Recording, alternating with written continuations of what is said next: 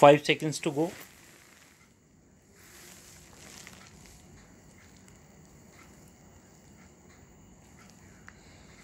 Start.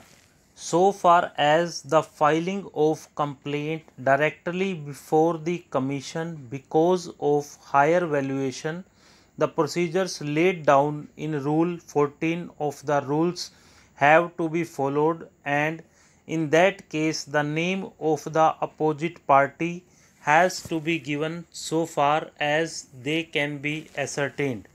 In the present case, the appellant filed original petition impleading the institute where her husband was admitted as a party, but she did not implead the treating doctors and nurses who were attending on her husband, though the commission directed that necessary parties may be impleaded, and it appears that no effort was made to implead the treating surgeon or the nursing staff as a party. Therefore, the question is whether non-impleading the treating surgeon or a nursing staff can be said to be necessary party, and if they are not impleaded, then in that case the original petition can result into dismissal on account of non-joinder of necessary party. So far as the law with regard to the non-joinder of necessary party under Code of Civil Procedure Order 1 Rule 9 and Order 1 Rule 10 of the CPC, there also even no suit shall fail because of misjoinder or non-joinder of parties. It can proceed against the persons who are parties before the court.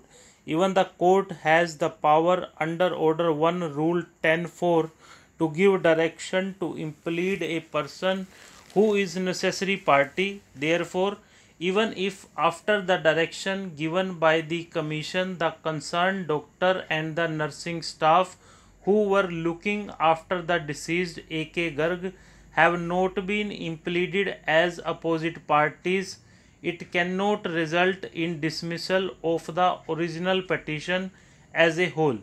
The consumer forum is primarily meant to provide better protection in the interest of the consumers and not to short circuit the matter or to defeat the claim on technical grounds. Reverting back to the facts of the present case, whether non-joinder of the treating doctor, nursing staff can result into dismissal of the claim petition.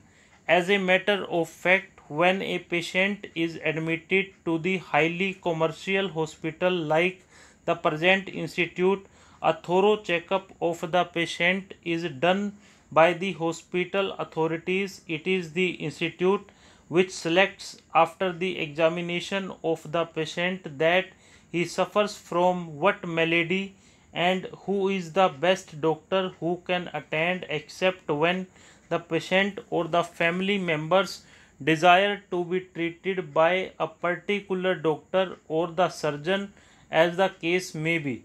Normally, the private hospitals have a panel of doctors in various specialties, and it is they who chooses who is to be called. It is very difficult for the patient to give any detail that which doctor treated the patient and whether the doctor was negligent or the nursing staff was negligent. It is very difficult for such patient or his relatives to implead them as parties in the claim petition. Stop.